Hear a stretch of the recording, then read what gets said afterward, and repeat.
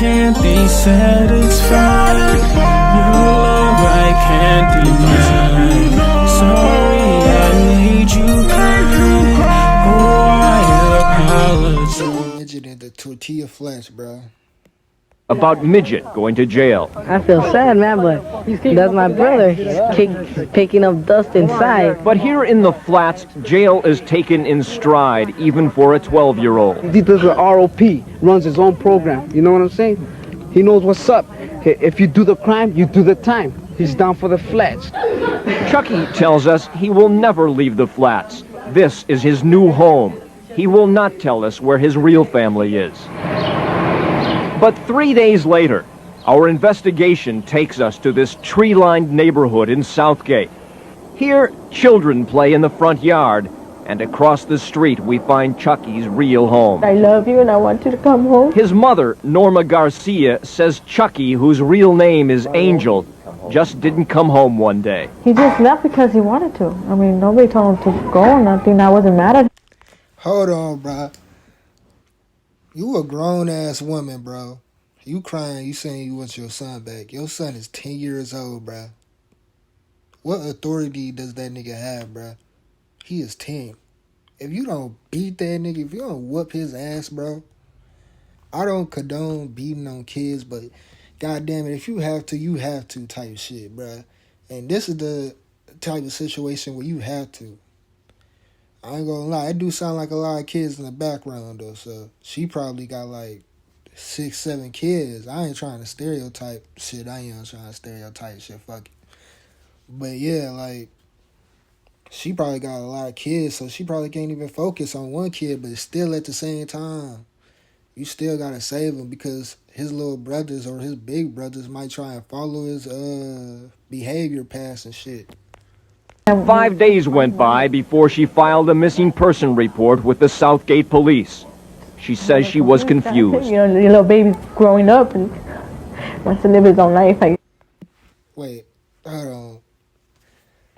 Took her 2 days? She said 2 days? Hold on, let me go back. Before she filed a missing person report with the Southgate police. Come home one day. He just left because he wanted to. I mean, nobody told him to go or nothing. I wasn't mad at him. 5 days went by before she filed a missing person report with the... Nah, this bitch said 5. What the fuck? Nigga, your son been missing for 5 days. You ain't noticed the nigga been missing? You got like 4 fucking kids. And I still hear kids in the fucking background playing and shit. So, motherfucker, still, but... I know you got a lot of kids, but still, motherfucker, you should have been filed a missing report. It's a 10-year-old kid, bro. That nigga could have got kidnapped. And you would have... Nigga, 5 days of him being kidnapped? Say goodbye. That nigga got eaten by reptilians and everything, bro. That nigga been gone. Like, tight shit. Bruh. Took you 5 days for your own son. Your own son. Took you 5 days to file a missing report?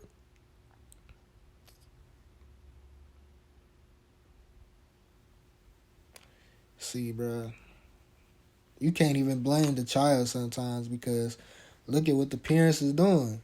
Parents is like, I don't give a fuck, so he like, I don't give a fuck. Southgate police.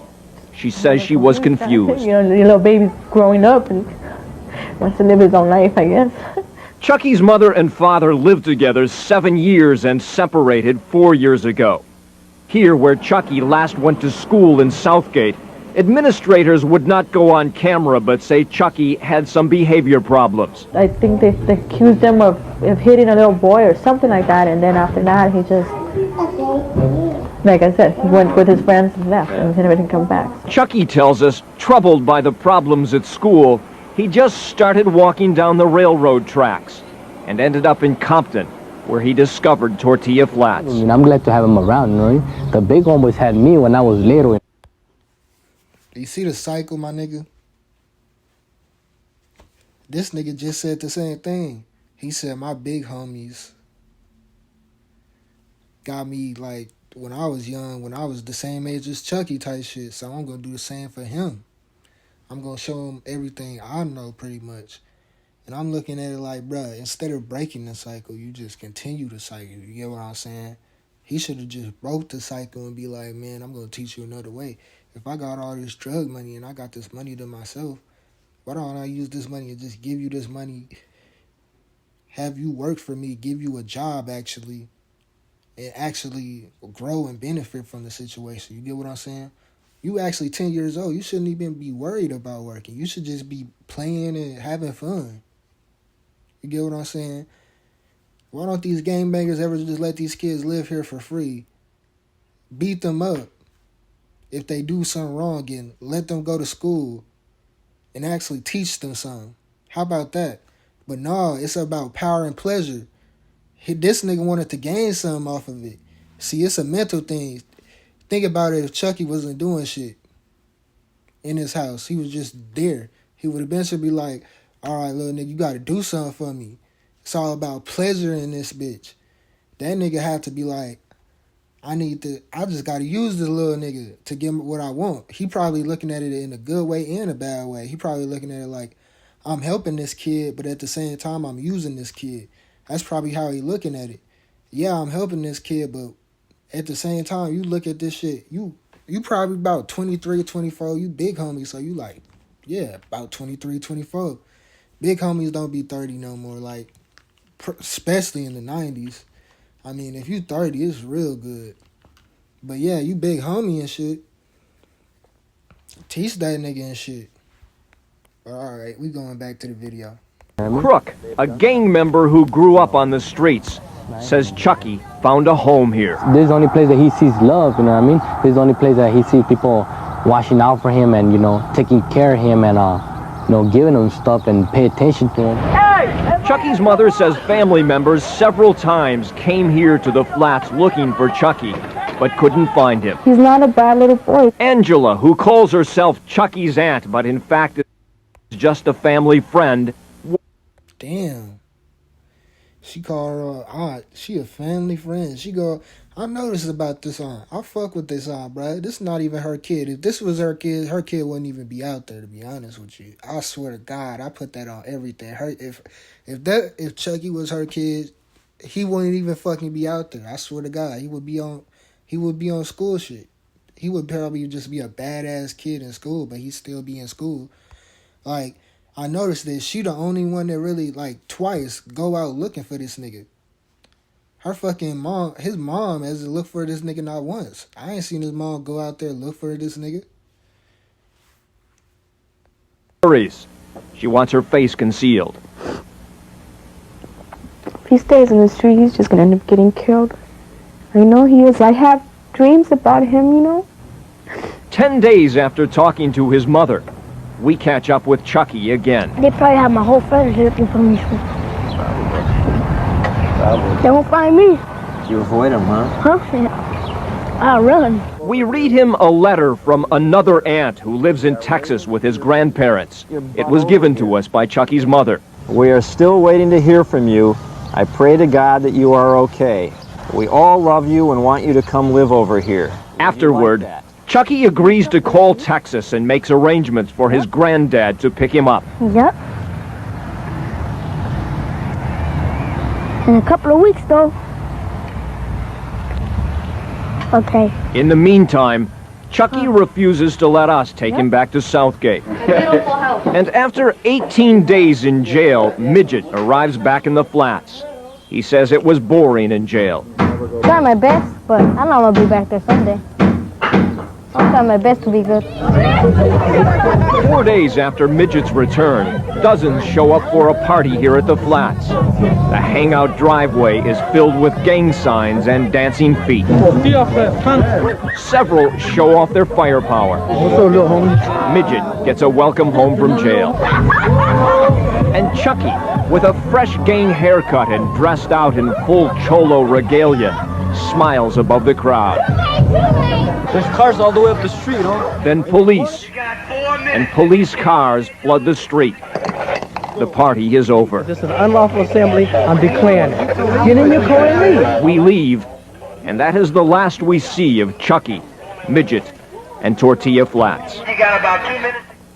Last night, we learned little Midget was picked up in a Compton police raid and sent to juvenile hall on a probation violation, his second within a month.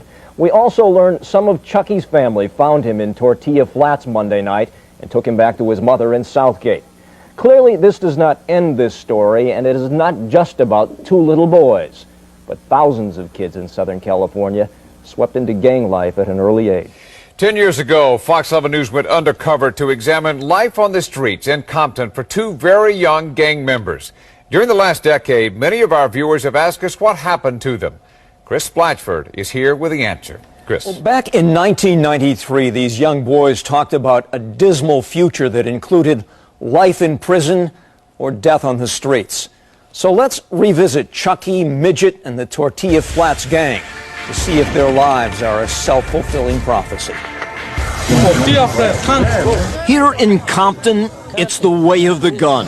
This was all about. It's about the flats and this, the big flash gang. The streets here are no stranger to blood. And the Tortilla Flats gang has spilled their share of it. That's the way it goes. You play, you pay. Midget has adopted the lifestyle. Tattoos mark his loyalty. Think about it. It's about, I would say about 80 niggas out there. None of them find it wrong that a 12-year-old and 10-year-old is out there.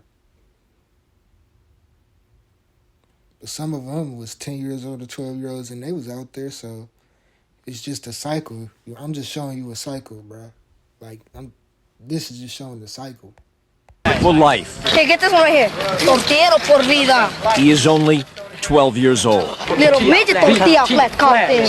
Midget's 13-year-old brother Woody is also in the gang. Little Woody, la tortilla flats controla. And they've befriended the gang's newest recruit, 10-year-old little Chukie. Midget and little Chukie, here in the garage where they sleep, show us some handguns. Midget, whose real name is Danny Verduzco, has some deadly plans. Go kill somebody. Go kill my enemies, the one that shot me. In fact, why a 12-year-old got to think that in his head? I got to go kill somebody. I got to go do this to somebody. You get what I'm saying? rival gangsters have shot him up twice. An ugly scar reaches across his chest and lower stomach. The first time, doctors had to remove a kidney. The second time, his spleen. Compton School District Gang Intervention Officer Andy Zembel remembers visiting Midget in the hospital. Nobody killed him. And I remember squeezing his hand. He opened his eyes, and I asked him, Danny, you gonna make it? Hang on, hang on. He nodded his head and fell back out, unconscious. Danny, or Midget, later tells how Officer Zembel's caring gave him a will to live. Pause, bro. But it doesn't pull him away from the gang. He's soon back carrying a concealed weapon, and sometimes with Chukie nearby. Stealing and stripping cars. Here's how we strip cars. And shooting at rival gangsters with his older brother Woody. And Largo, they won't snitch, man. They just keep blasting back at you, and you blast at them. That's just fun. We having shootouts. If my brother dies, if somebody kills him, I'll have to back them up. I'll keep beating those fools up over and over until I kill one of them. That's how it is. Midget spends most of the next half-dozen years locked up at juvenile hall, camps, and California Youth Authority. No father in the picture, and a mother who lost control of her sons. There's nothing I can do or say that'll make them do what they're supposed to do. My nigga's 12. I just feel like people just got to get out of the victim mentality and really just teach their kids, you know what I'm saying? And I feel like the dad got to be there too. For these kids to learn, bro. He way too young to be out in the streets, bro. All of them. Think about it. His oldest brother is 14 years old and he's 12. They way too young and they all got shot. And you got to think about the household, why they act like that, why they do this. I wish they wouldn't be involved in this, because I know they're going to die or they're going to end up in prison for the rest of their life. Court records say at age 14, Midget is on a self-destructive path. He's put on psychotropic medication. But later, here at CYA's Nellis School in Whittier, he joins an anti-gang program and gets his high school diploma. I think he was looking for someone to care about him, someone positive to have in his life, other than the older homies. When Midget's released from Youth Authority, Officer Zembel arranges for the now 19-year-old to have the tattoos taken off his face at a Beverly Hills plastic surgeon's office. But within days, Midget, called into action by Tortilla Flats gangsters, stabs a 16-year-old and an 18-year-old. See how his gang don't give a fuck about him? I don't think he realized, Midget didn't realize at 12 years old, yeah, them gang members out here looking out for you, they giving you money and stuff, but they want you to do this. Why when you just got out of jail, things looking up for you, you was in the gang since you was 12, you 19 now. It's about like 6-7 years in the gang. You looking to turn your life around. Why your gang want to do that for you? Do that to you. Make you stab somebody. Why your gang wants you to do that? Why you feel like you should do that for the gang? You got to think for yourself, actually. Think for yourself. Be a leader, not a follower.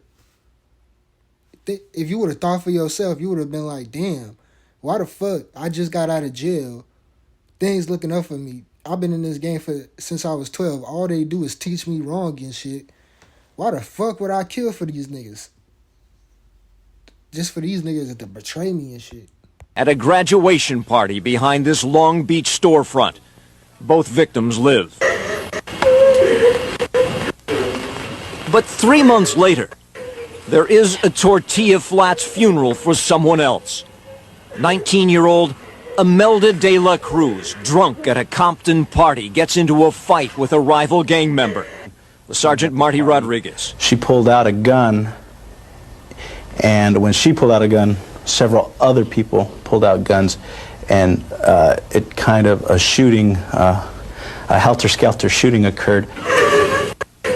Imelda is hit by more than a half-dozen bullets from 2 different guns.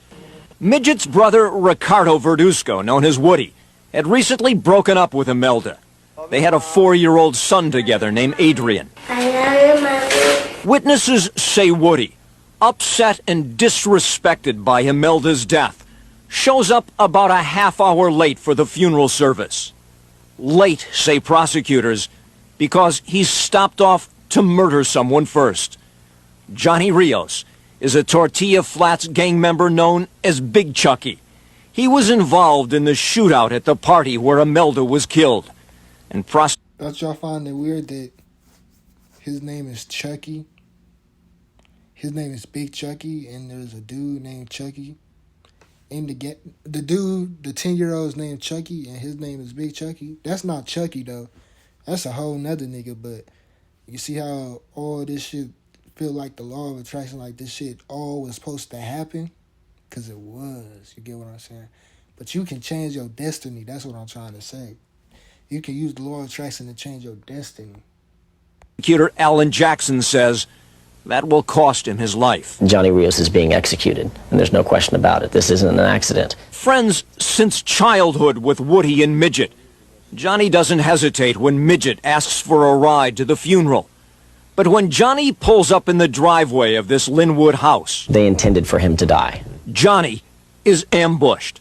Woody puts 10 9mm slugs into his car, 6 of them fatal. Then Midget walks up and puts 2 .40 caliber slugs into Johnny's head. So close, the shells fall in his lap. The car is still running when cops arrive. Johnny never had a chance. They were making Johnny pay for Imelda's death. That killing, the same day that Woody shovels dirt into Imelda's grave. Woody and Midget are eventually arrested, tried, convicted of first-degree murder, and sentenced to life in... You hear what that nigga said at the beginning of the sting, though? He said, I'm going to end up dead or in jail. It's funny how they said they about to give them niggas, they probably about to give them niggas the death sentence. He exactly predicted what he said. I'm going to end up dead or in jail. He in jail and he might end up dead. Prison without the possibility of parole. They became cold-blooded killers, through and through. Midget's sentencing evaluation describes him as everyone's worst nightmare. And county jail intelligence links him to a convicted lady killer named Alfred Salinas, known as Tigre, a member of the Mexican Mafia. Jail Investigations Unit Sergeant Roger Ross says Midget is definitely a Mafia associate. Taking the messages, delivering dope, maybe holding weapons, or basically volunteering to go after people that the Mafia wanted to hit. Then, last January, his face painted with fresh tattoos. Midget gets another 10-year sentence piled on for the stabbings he did in Long Beach 2.5 years earlier. Upset with his court-appointed defense attorney, Midget takes this razor hidden under his eyelid and slashes his 64-year-old lawyer across the face. Just right there in front of a judge and jury to turn around and slash a guy. You obviously don't care about what they do to you. And Midget's final sentencing report concludes he should never, ever set foot into free society again. Very cold-blooded. Daniel Midget Verduzco is now locked Remember, we got choices in life. up at a maximum security prison in Corcoran. He's 23 years old and sentenced to life without the possibility of parole. So what's become of little Chukie, Midget's tortilla? Chukie, all dressed up like a cholo in t-shirt and gold chain, is the newest member of the Tortilla Flats gang. Now hanging out with hardcore gangsters twice his age. It's a tricky dance with destiny. Stepping around drugs and death. Show him the get. Chukie's only 10. And T-Flats shot callers expect him to be in the gang until the dance is over. Once you in there, you can't get out. Fucking crazy. Instead of help this nigga, it's about 40,000, it's about 80 of them. Ain't none of them said, damn, I should just help this nigga. What I mean by help this nigga is actually help this nigga. Don't expect for this nigga to work at all. Just expect for this nigga to stay at my house and go to school. And he can hang out with us if he wants to. You get what I'm saying? But you gotta go to school. At least do that shit. God damn. I don't want them to be in the streets, but damn, you could at least do that shit. I would say take them to school and then don't even try and make money with them at all and just have him in school and just take care of him like he was your own son, because you see this nigga out here just doing everything you want to do. Why don't y'all help the nigga? Instead, y'all like, you in it till the day you die. We all gang and shit. It's all a perspective, nigga. Y'all all looking at it with a dumbass perspective. Y'all all serving y'all karma, don't even know it. If y'all knew about karma, if people really knew that karma was real, bruh, half of the people would actually be aware of what they doing and stop it. That's the way it is. Here, on the streets of Compton. Before, Chukie lived in this tree-lined neighborhood in Southgate. His real name is Angel Signs, a pixie cute little guy with a bad temper. He was having disciplinary problems here at the local elementary school and ran away from home.